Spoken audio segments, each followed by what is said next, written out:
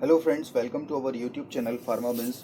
दोस्तों, आज इस वीडियो में हम लोग डिस्कस करने वाले हैं बहुत ही इम्पॉर्टेंट क्विज़ जो कि होंगे मल्टीपल चॉइस क्वेश्चंस आपके सेमेस्टर एग्जामिनेशन के लिए। बहुत ही ज़्यादा इम्पॉर्टेंट एमसीक्यू मैंने डिज़ाइन किए हैं, तो ये आपको काफ़ी ज़्यादा हेल्प कर सकते हैं आपके सेमेस्टर एग्जामिनेशन में। तो दोस्तों, इस वीडियो में हम लोग डिस्कस करने वाले हैं 10 एमसीक्यू जो कि बहुत ज़्यादा इम्पॉर्टेंट हैं और ये रिलेटेड हैं मॉलिक्यूलर फार्मास्यूटिक सब्जेक्ट से एम फॉर्म सेकेंड सेमेस्टर के स्टूडेंट्स के लिए, और साथ ही साथ NDDS novel drug delivery systems के लिए, इस सब्जेक्ट के लिए भी ये जो है बहुत ही ज़्यादा इम्पॉर्टेंट एमसीक्यू क्वेश्चन आंसर हैं, और ये बी फॉर्म के स्टूडेंट्स के लिए भी बहुत ही ज़्यादा इम्पॉर्टेंट हैं। तो दोस्तों, इसके पहले मैंने वीडियो जो हमारा क्विज़ 1 और क्विज़ 2, जिसमें पिछले वाले क्विज़ेज़ में 10-10 क्वेश्चंस के सेट थे, तो क्विज़ फर्स्ट में 10 क्वेश्चन, क्विज़ सेकंड में 10 क्वेश्चन, और ये आज जो क्विज़ थर्ड है इसमें जो है इसमें भी 10 क्वेश्चन। तो इस तरीके से ये जो 30 क्वेश्चंस का जो सेट है वो काफ़ी ज़्यादा इंपॉर्टेंट है दोस्तों। अगर आपने हमारे इससे पिछले वाले जो है वो वीडियोस नहीं देखे हैं एमसीक्यू फर्स्ट और सेकंड वाले, तो मैं लिंक डिस्क्रिप्शन बॉक्स में आप लोगों को प्रोवाइड कर दे रहा हूँ इसी वीडियो के नीचे, तो आप वहाँ से जाके वो दोनों वीडियोस देख लीजिएगा। दोस्तों, वीडियो शुरू करने से पहले अगर आप हमारे चैनल पर पहली बार आए हैं तो हमारे चैनल को सब्सक्राइब कर लीजिए, और सब्सक्राइब करने के बाद आप इस वीडियो को लाइक ज़रूर कर दीजिएगा क्योंकि वीडियो बहुत ही ज़्यादा इंपॉर्टेंट होने वाला है। तो दोस्तों, चलिए विदाउट वेस्टिंग एनी टाइम हम स्टार्ट करते हैं आज का वीडियो। तो सबसे पहले क्वेश्चन हम लोग डिस्कस करते हैं। क्वेश्चन जो है वो है gene therapy targeting the germ line is. तो जो जीन थेरेपी होती है उसमें दो तरीके की थेरेपी होती है। एक तो होती है जर्म लाइन जीन थेरेपी, और दूसरा होता है सोमैटिक सेल जीन थेरेपी। ठीक है, तो जर्म लाइन जीन थेरेपी और सोमैटिक सेल जीन थेरेपी। तो इसमें क्या होता है कि इसमें क्वेश्चन जो पूछा गया वो पूछा गया gene therapy targeting germ line में जो होती है वो कैसी होती है, हेरिटेबल होती है या नॉन हेरिटेबल होती है, या कभी कभी हेरिटेबल होती है, या फिर अनरिलेटेड होती है हेरिटेबिलिटी से। तो बात यहाँ पे करते हैं, जैसे हेरिटेबल यहाँ पे बात आई, तो हेरिटेबल का मतलब होता है अनुवांशिक। ठीक है, तो यहाँ पे यही पूछा जा रहा है क्या ये जो germ line therapy gene therapy होती है वो हेरिटेबल अनुवांशिक होती है या फिर नॉन हेरिटेबल, या समटाइम्स हेरिटेबल, या अनरिलेटेड टू हेरिटेबिलिटी। तो दोस्तों, इसमें जो करेक्ट आंसर है वो है हेरिटेबल। ठीक है, क्योंकि ये जो है वो आनुवांशिक होती है। तो आनुवांशिक तरीके से जो भी डिसऑर्डर्स या जीन डिसऑर्डर होते हैं तो उसके लिए जर्मलाइन जीन थेरेपी इस्तेमाल की जाती है। तो ये इसका एक्सप्लेनेशन था। आगे हम लोग बात करते हैं, ये हमारा क्वेश्चन हो गया क्वेश्चन नंबर 21। अब हम लोग बात करते हैं क्वेश्चन नंबर 22 की। तो जो क्वेश्चन नंबर 22 है वो क्या है, विच of the following is an example of condition caused bye a mutation in a single gene. दोस्तों, यहाँ पर एक टर्म आया है म्यूटेशन। तो अब बात करते हैं यहाँ पे म्यूटेशन होता क्या है। दोस्तों, म्यूटेशन का मतलब होता है सडन चेंज। ठीक है, तो ये जो सडन चेंज होता है, अचानक से जीन में किसी भी तरीके का बदलाव आ जाना, उसे हम कहते हैं म्यूटेशन। तो ये क्वेश्चन जो है वो इसी पे बेस्ड है कि इनमें से, इन चार ऑप्शन में से कौन सा जो है वो एग्जाम्पल है म्यूटेशन का। ठीक है, mutation in a single gene. तो which of the following is an example of a condition caused by mutation. Mutation, जब सिंगल जीन में किसी तरीके का म्यूटेशन हो जाए तो उसकी वजह से क्या कंडीशन या क्या सिचुएशन जो है वो हो जाती है। इनमें से ये चार ऑप्शन है, जैसे कोलन कैंसर हो जाता है, या हार्ट डिजीज हो जाती है, या एड्स हो जाता है, या फिर सिस्टिक फाइब्रोसिस हो जाता है। तो दोस्तों, इसमें से जो करेक्ट आंसर है वो है हमारा सिस्टिक फाइब्रोसिस। ठीक है, जब भी एक सिंगल जीन में किसी भी तरीके का म्यूटेशन हो जाए तो उसकी वजह से सिस्टिक फाइब्रोसिस जैसी कंडीशन उत्पन्न हो जाती है। नेक्स्ट जो क्वेश्चन है क्वेश्चन नंबर 23। तो ये जो क्वेश्चन है इसमें कहा गया है अ lipid bilayer structure that encloses an internal aqueous volume.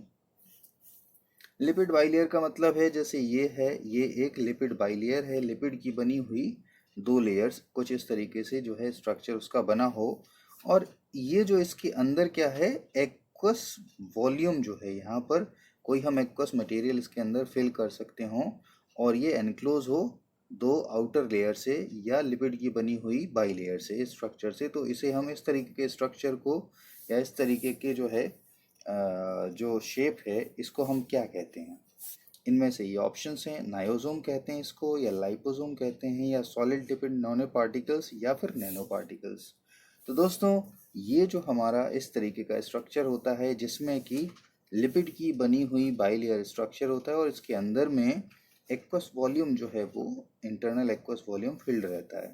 तो ये जो है इसमें करेक्ट आंसर है वो है लाइपोसोम्स। दोस्तों ये जो लाइपोसोम्स होते हैं वो होते हैं लिपिड के बने हुए वेजाइकल्स होते हैं। तो लिपिड वेजाइकल्स, तो लिपिड कैसा, लिपिड की बाइलेयर से बने हुए जो है वो वेजाइकल्स होते हैं।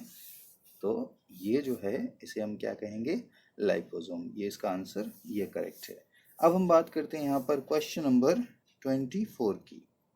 तो दोस्तों जो क्वेश्चन 24 है वो क्या है हमारा, a non ionic surfactant based multilamellar और यूनिलैमेलर वेसिकुलर स्ट्रक्चर क्या होता है।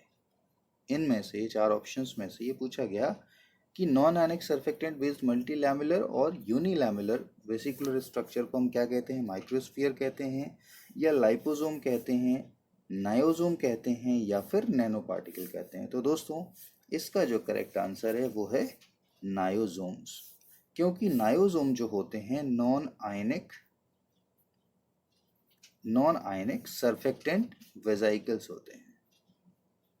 तो दोस्तों ये नॉन आयनिक सर्फेक्टेंट वेजाइकल होते हैं और यहीं पर यहाँ पर जो क्वेश्चन पूछा गया वो यही है कि नॉन आयनिक सर्फेक्टेंट बेस्ड जो वेजाइकल्स होते हैं उसे हम क्या कहते हैं, नायोसोम। तो ये करेक्ट आंसर है। नेक्स्ट क्वेश्चन है 25th क्वेश्चन है। तो 25th क्वेश्चन क्या कह रहा है, इस क्वेश्चन में पूछा गया है कि this particular system is also known as bodies of water. मतलब इन चार ऑप्शंस में से कौन सा जो है सिस्टम कहलाता है bodies of water, aquasome, liposome, niosome, या फिर डेंड्राइमर। दोस्तों हम सभी लोग जानते हैं कि वाटर को हम दूसरे शब्दों में क्या और कह सकते हैं, एक्वस, और इसी का एक और नाम होता है, इसी को हम कहते हैं एक्वा। तो ये जो टर्म्स हैं, ये सारी टर्मिनोलॉजी जो है वो किससे रिलेटेड होती हैं, वाटर से। तो यहाँ पर आप एक सबसे आसान तरीका मैंने यहाँ पे बता दिया आपको ये याद रखने के लिए कि जब भी ये क्वेश्चन आए कि बॉडीज ऑफ वाटर जो है वो किस तरीके के पर्टिकुलेट सिस्टम को बॉडीज ऑफ वाटर कहा जाता है, तो आप अब आसानी से पता लगा पाएंगे। देखिए ये जो आपको जहाँ पर जिस ऑप्शन में मिल रहा हो उसी से आप आंसर का पता लगा लेंगे। देखिए ये है एक्वाजोम, तो यही है इसका करेक्ट आंसर। एक्वाजोम को बॉडीज ऑफ वाटर भी कहा जाता है। बाकी जो है वो मैंने ऊपर वाले क्वेश्चंस में ये चीज़ आपको बता दी थी कि लाइपोसोम जो है वो लिपिड बाइलेयर के बने हुए कैसे होते हैं, वेजाइकल्स होते हैं। नायोसोम जो होते हैं वो नॉन आयनिक सर्फेक्टेंट वेजाइकल्स होते हैं। डेंड्राइमर्स जो है वो पॉलीमर होते हैं। तो दोस्तों यहाँ पर जो अपना ऑप्शन है जो करेक्ट आंसर है वो क्या है, एक्वाजोम। नेक्स्ट क्वेश्चन है 26। इस पर पूछा गया है in phytosome the bonding between phytoconstituent and PC is. तो अब देखिए यहाँ पर फाइटोसोम में क्या होता है, फाइटोकॉन्स्टिट्यूएंट और पीसी इन दोनों के बीच में किस तरीके की बॉन्डिंग होती है, oxygen, hydroxyl group, hydrogen bonding, या कार्बन एंड हाइड्रोजन। तो इसमें जो दोस्तों जो करेक्ट आंसर है वो ये है कि यहाँ पर हाइड्रोजन बॉन्डिंग जो है वो होती है इन दोनों के बीच में। ये वाला ऑप्शन सही है। नेक्स्ट क्वेश्चन है commonly used core material are except. तो यहाँ पे इन चार में से किसी एक को छोड़ के सभी जो है वो कोर मटेरियल की तरह इस्तेमाल होते हैं। दो तरीके के मटेरियल्स यूज़ होते हैं, जैसे एक होता है कोर मटेरियल और दूसरा होता है कोटिंग मटेरियल। तो बात यहाँ पर हो रही है कोर मटेरियल की। तो कोर मटेरियल की तरह कौन से इस्तेमाल होते हैं और कौन सा नहीं होता है। यहाँ पे जो क्वेश्चन है वो है किसी एक को छोड़ के बाकी सभी जो है वो कोर मटेरियल की तरह इस्तेमाल होते हैं। तो यहाँ पे जो ऑप्शन है वो है ऑल ऑफ द अबव। जो ऑप्शन जो करेक्ट आंसर है वो है all of the above. Next question की तरफ हम लोग मूव करते हैं। दोस्तों, अगर आपको ये वीडियो अच्छा लग रहा है, आपको अगर क्वेश्चन और आंसर समझ में आ रहे हैं, तो दोस्तों वीडियो को अभी लाइक कर दीजिए। और अगर अभी तक आपने हमारे चैनल को सब्सक्राइब नहीं कर पाया है तो सब्सक्राइब ज़रूर कर लीजिए। दोस्तों, मैं आप लोगों के लिए बहुत ही अच्छे एजुकेशनल वीडियोस जो है वो लाता रहता हूँ अपने चैनल पर। दोस्तों, अब जो नेक्स्ट क्वेश्चन है वो है first cosmetic industry to use niosomal formulation was. सबसे पहले कौन सी कॉस्मेटिक इंडस्ट्री जिसने कि सबसे पहले यूज़ किया था नायोजेमल फॉर्मुलेशन का? लैक्मे ने, लॉरियल ने, गार्नियर या फिर एवॉन ने? तो अब इसमें से जो ऑप्शन जो करेक्ट आंसर है वो है लॉरियल। लॉरियल ने सबसे पहले इस्तेमाल किया था नायोजेमल फॉर्मुलेशन को एज अ कॉस्मेटिक की तरह।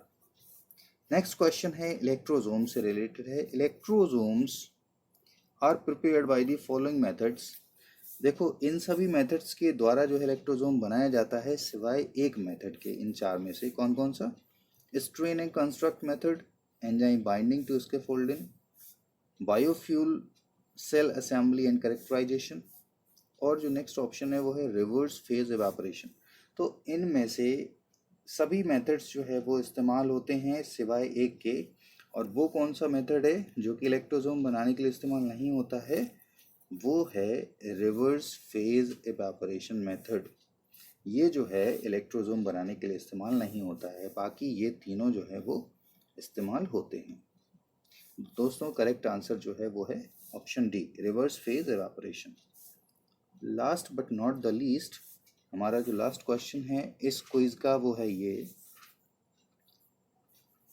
इसमें पूछा गया है कि काइनेटिक प्रोफाइल जो होता है involve in the transnasal permeation of drugs.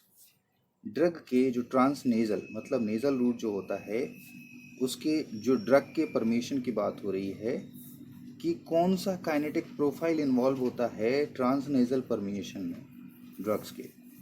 First order, second order, zero order या फिर ए और सी मतलब फर्स्ट और ज़ीरो ऑर्डर? दोस्तों, इसका जो करेक्ट आंसर है वो है फर्स्ट ऑर्डर।